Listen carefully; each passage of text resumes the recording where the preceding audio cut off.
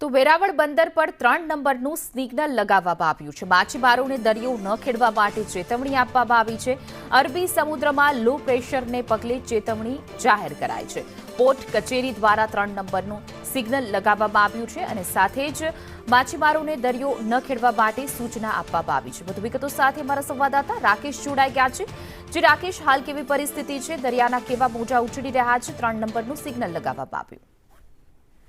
અરબી સમુદ્રમાં જે પ્રમાણે લો પ્રેશરની સિસ્ટમ સક્રિય થઈ છે અને જેના પગલે જે સમુદ્રમાં છે તે વાતાવરણ તોફાની જોવા મળી રહ્યું છે અને જેના પગલે માછીમારોને ખાસ કરીને દરિયો ન ખેડવા માટે સાવચેતી દર્શાવતું 3 નંબરનું સિગ્નલ વેરાવળ પોર્ટ કચેરી ખાતે લગાવી દેવામાં આવ્યું છે।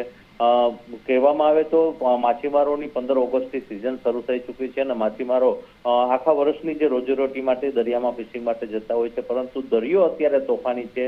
જે સિસ્ટમ સક્રિય થઈ છે એની અસર સમુદ્ર કિનારે પણ જોવા મળી રહી છે। દરિયામાં મોજામાં કરંટ પણ જોવા મળી રહ્યો છે, એટલે માછીમારોને ખાસ કરીને સાવચેત કરવામાં આવ્યા છે અને દરિયો ન ખેડવા માટે આ 3 નંબરનું સિગ્નલ લગાવી દેવામાં આવ્યું છે। જી રાકેશ, સમગ્ર માહિતી આપવા બદલ આપનો આભાર।